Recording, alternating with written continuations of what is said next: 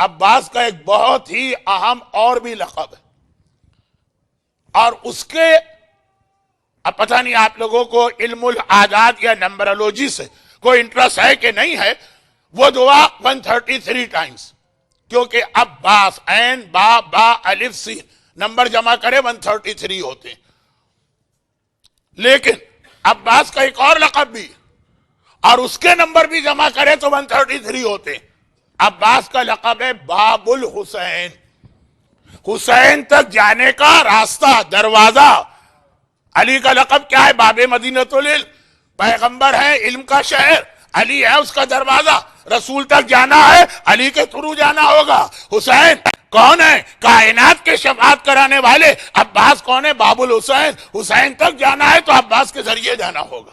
چھوٹی دو باتیں بتا دوں، اور وہ یہ کہ کربلا کے حوالے سے تاریخ کا جملہ کہ کربلا میں جب کسی صحابی کو، وہی شہدائے کربلا جن کو آپ زیارت ناہیہ میں سلام کرتے، وہی شہدائے کربلا جنہیں آپ ہر شب جمعہ السلام علیکم یا اولیاء اللہ و احباء یا اصفیاء اللہ و وداء یا انصار دین اللہ انصار رسول اللہ کہہ کے خطاب کرتے ہیں.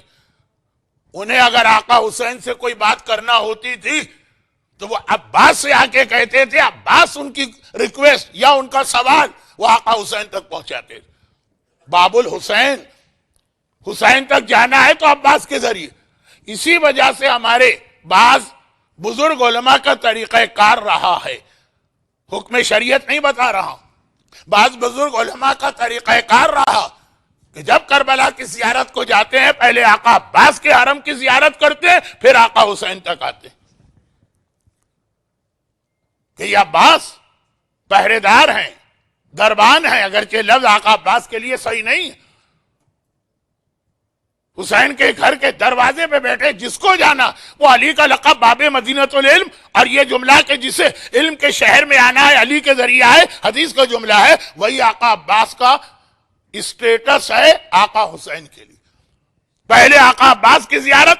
اب یہ حکم شریعت نہیں ہے، وہ تو جیسی آپ کی سہولت ہو، لیکن یہ جو باب الحسین آقا عباس کا نہ صرف یہ کہ لقب ہے، بلکہ اگر آپ کے ذہن میں کربلا ہو، کیونکہ مجھے بتایا گیا کہ اٹلانٹا کی یہ جماعت تقریباً ہر شخص ایک بار نہیں کئی مرتبہ، اور یہ پچھلے 4-5 سال میں کربلا کی زیارات سے مشرف ہو چکا. اس لیے کہہ رہا ہوں کہ اگر آپ کے ذہن میں تصویر ہو خیمہ گاہ کی تو حسین کا خیمہ کہیں درمیان میں، سب سے پہلا خیمہ دروازے پہ کس کا آتا ہے؟ آقا عباس کا خیمہ آتا ہے. سب سے پہلے آقا عباس. آج بھی اگر آپ خیمہ گاہ میں جاتے ہیں جہاں حسین اور اہل حرم کے خیمے، پہلے عباس کے خیمے میں حاضری دینا پھر آپ جائیں گے، کیونکہ یہ باب الحسین. اور باب الحسین تو عباس کا ایک مشہور لقب ہے، مگر شیعہ تاریخ کے سب سے بڑے مرجع، گرچہ اس جملے کی تھوڑی سی وضاحت کی ضرورت ہوتی ہے، لیکن چونکہ میں اس سے پہلے اس جعفری سینٹر میں کئی بار، بلکہ جہاں تک مجھے یاد ہے کہ کوئی بھی حوالے سے میں مجلس پڑھنے آؤں، ولادت کا موقع ہو کہ محرم کا عشرہ ہو، ان کا نام آ جاتا ہے شیخ مرتضی انصاری المرجع الکبیر. اب یہ لقب شیخ جعفر کاشف الغطاء کو مل گیا اس لیے اتنا استعمال نہیں ہوتا، لیکن المرجع الکبیر خاتم المجتہدین، پیغمبر کا لقب ہے خاتم الانبیاء، ان کا لقب ہے خاتم المجتہدین. گویا اجتہاد کا خاتمہ ہو گیا یا خاتم انگوٹھی، جو بھی. عظیم ترین مراجع میں سے ایک مولا کا حرم.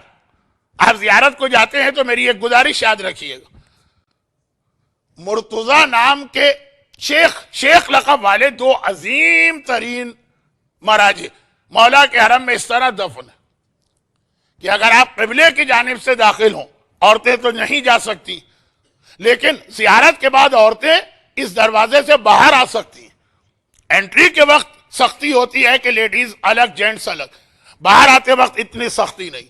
قبلے کے دروازے سے باب القبلہ سے داخل ہوں تو خود دروازے کے اندر لیفٹ سائڈ پہ شیخ مرتضی انصاری کی تصویر ہے، اور وہ تصویر ان کی قبر پہ لگی. تو الحمدللہ مجھے اطلاع ملی کہ بعض مومنین مجلس میں یہ سن کر وہ قبر کی خصوصی زیارت کر کے بھی آ گئے، لیکن وہ تو خیر آج کی رات کا بھی ایک حق ہے، میں موضوع سے ہٹا جا رہا ہوں، ابھی تک موضوع سے نہیں ہٹا ہوں۔ یہ شیخ انصاری شیعہ تاریخ کے سب سے بڑے مجتہد، اور مولا کی پشت کی جانب سے اگر آپ باہر نکلیں دروازے سے، جس کا نام ہے باب توسی، تو جیسے ہی دروازے سے باہر نکلیں گے آپ کے سامنے جو ایک مسجد نما بلڈنگ نظر آئے گی، اس میں شیخ توسی کی قبر، وہی راستہ آگے چل کے وادی السلام کے قبرستان تک پہنچاتا، اس کی بھی زیارت کیا کریں، دن کے وقت وہ کھلی رہتی ہے مسجد۔ شیخ توسی نے نجف کا حوضہ علمیہ بنایا، پہلا لقب شیخ ان کو ملا تھا، اور شیخ مرتضی انصاری نے اجتہاد کو ایک نئی زندگی عطا کی، تو مولا کے قبلے کی طرف یعنی مولا کے چہرے کی جانب شیخ انصاری کی قبر ہے، اور حرم کے فوراً بعد باہر نکل کے شیخ توسی، یہ تو ایک ضمنی بات آ گئی۔ شیخ مرتضی انصاری کے شاگرد یہ کہتے ہیں، دو شاگرد، شیخ عبد الرحیم شوستری کا بھی ایک واقعہ ہے اور آغا دربندی کا بھی ایک واقعہ۔ شیخ عبد الرحیم شوستری شیخ مرتضی انصاری کی، اب ایک ایک عالم نام لے کے تعارف کراؤں گا تو اصل آج کا موضوع، اگرچہ ابھی تک میں موضوع پر ہوں لیکن ہٹ جاؤں گا۔ وہ فرماتے ہیں کہ آقا عباس حاجتیں پوری ہوتی، باب المراد ہیں، باب الحوائج ہیں، تو میں بھی، میرے دو بڑے مسئلے تھے، ایک دنیاوی ایک روحانی۔ بڑی تمنا تھی مجھے حج کی، لیکن استطاعت نہیں تھی، اور ایسی حیثیت بھی نہیں تھی کہ بغیر استطاعت کے صحیح لیکن میں کسی طرح پہنچ جاؤں حج پر۔ اب تڑپ رہے تھے حج کے لیے۔ مرحوم آیت اللہ مرشی کے وصیت نامے میں لکھا کہ میں حج نہیں کر سکا، گزارش ہے اگر کوئی مومن میری جانب سے حج کروا دے۔ اب اس جملے کی اور تشریح کر سکتا ہوں، وقت نہیں۔ تو ایک تمنا، یہ ایک روحانی چیز حج، جہاں یقینی طور پر مرد ہوں کہ عورتیں زمانے کے امام سے ملاقات ہوتی ہے، حج کی تمنا، اور ایک یہ کہ مکان نہیں تھا میرے پاس، بڑی زحمت ہو رہی تھی۔ تو ایک بار جب میں زیارت کے لیے گیا، رہتے نجف میں ہے کیونکہ حوضہ نجف میں ہے، مگر حاجت ہے اور شب جمعہ ویسے ہی کربلا لوگ جاتے ہیں، تو میں کربلا گیا، آقا عباس کے حرم میں بیٹھا تھا، اور آقا عباس کے حرم میں جو واقعہ بہت پیش آتا، یعنی آنکھوں کے سامنے معجزے ہوتے ہیں، ہر دفعہ آپ کو کوئی نہ کوئی ایسا واقعہ سننے کو مل جائے گا۔ یہ بیمار ٹھیک ہو گیا، اس کی پریشانی دور ہو گئی، ہوتے رہتے معجزے۔ میں بھی اپنی حاجتیں لے کے پہنچا۔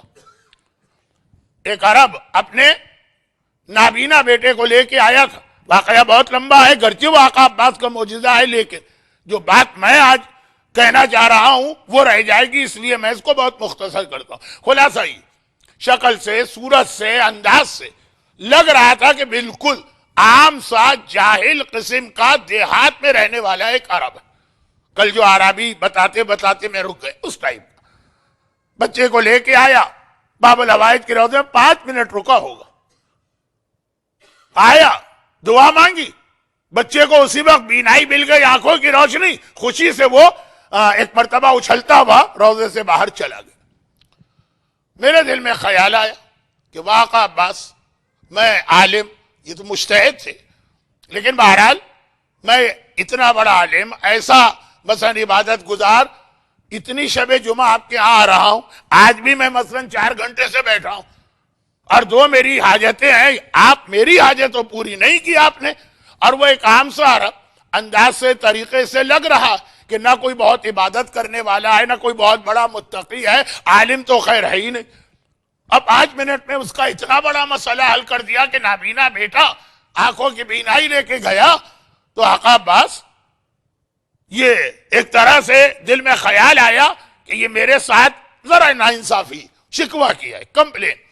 فوراً ہی، عالم ہے نا، فوراً اپنی غلطی کا احساس ہو گیا، مولا کی مصلحت مولا جانتے ہیں، وہیں پہ توبہ کی، ذری کو بوسہ دیا، باہر آ گئے۔ میں نے کہا نا یہ نجف میں رہتے ہیں، تو اب یہ آئے تھے شب جمعہ عبادت کے لیے، شب جمعہ ختم ہو رہی ہے، باہر آ گئے، نجف پہنچے۔ فجر کے فوراً بعد اپنے استاد کے پاس گئے، جو دنیا کے اب تک کے سب سے بڑے مجتہد۔ اب وہاں پہنچے، جیسے ہی وہاں گھر میں داخل ہوئے، ایک مرتبہ شیخ مرتضی انصاری نے بلایا، اور کہا کہ تمہارے لیے 2 تحفے میرے پاس آئے. ایک تھیلی دے دی اور کہا یہ رقم ہے, تمہارے پاس مکان نہیں ہے نا, یہ مکان کے لیے رقم آئی. دوسری تھیلی دے دی درہم و دینار سے بھری ہوئی, تم نے آج تک حج نہیں کیا اور کوئی بھی مومن و حج کے لیے تڑپتا ہے, یہ رقم تمہارے حج کے لیے. اب کہہ رہے کہ میں تھیلیاں لے کے باہر آئے, لیکن میں نے سوچا ایک طرف تو یہ کہ آقا عباس نے بھجوائی, استاد سے پوچھنے کی ہمت تو نہیں ہوئی کہاں سے آئی, اور بار بار کہہ رہے تمہارے لیے یہ 2 تھیلیاں آئی, اور وہی 2 میرے مسئلے بتائے جو میرے اور اللہ کے علاوہ کسی کو نہیں پتہ, یہ آقا عباس کو معلوم. میرے استاد محترم نے کس طرح سے میرے وہ 2 مسئلے حل کیے جو ابھی میں کمپلین کر کے آ رہا ہوں. اب یہ ان کا ایک واقعہ سنی کہ آقا عباس اور شیخ مرتضی انصاری کا کنیکشن. اصل میں تو اگلا جملہ مجھے کہنا تھا. آغا دربندی صاحب اسرار الشہادہ کتاب بہت مشہور, وہ بھی شیخ مرتضی کے شاگرد, فرماتے ہیں کہ میں نے خود اتنے بڑے مرجے کو اس حالت میں دیکھا کہ جب وہ آقا عباس کے حرم میں جاتے ہیں تو پہلے چوکھٹ کو بوسہ دیتے. اچھا, ایک بوسہ دینا, ایک سجدہ کرنا. اور سجدہ بھی کرے تو قباحت نہیں اگر سجدہ اللہ کے شکرانے میں. اب اتنا عظیم مرجع, میرے ایک استاد تھے, وہ کہتے تھے کہ میں جاتا ہوں چوکھٹ کو بوسہ دیتا ہوں, دل میں خیال آیا کہ عام لوگ دیکھیں گے کہیں گے یہ اتنا بڑا عالم امامے والا وہ اس طرح سے جھک رہا ہے. میں نے سوچا, وہ کہتے ہیں استاد کہ میرے دل میں خیال آیا تف ہے ایسے امامے پر جو آقا عباس کی چوکھٹ کو بوسہ دینے سے روک دے, پھینک دو وہ امامہ. شیخ مرتضی انصاری اپنے اس تمام علمی جلالت کے ساتھ بوسہ دے کے آگے بڑھے. آغا دربندی کہتے ہیں کہ میں نے شیخ مرتضی سے پوچھا کہ آپ نے اس چوکھٹ کو بوسہ کیوں دیا. کہا کہ سنو, دنیا آقا عباس کے چوکھٹ کو بوسہ دیتی یہ خیال کر کے کہ باب الحسین ان کو خوش کرو تو حسین خوش, مگر میں ان کو باب الحسین نہیں سمجھتا ہوں, میں انہیں باب ائمہ سمجھتا ہوں کہ پورے 14 معصومین تک اگر جانا ہے تو عباس کے ذریعے جانا پڑے گا, خالی حسین نہیں, پورے 14 معصومین. برحمتك يا ارحم الراحمين وصلى الله على محمد وآله الطاهرين.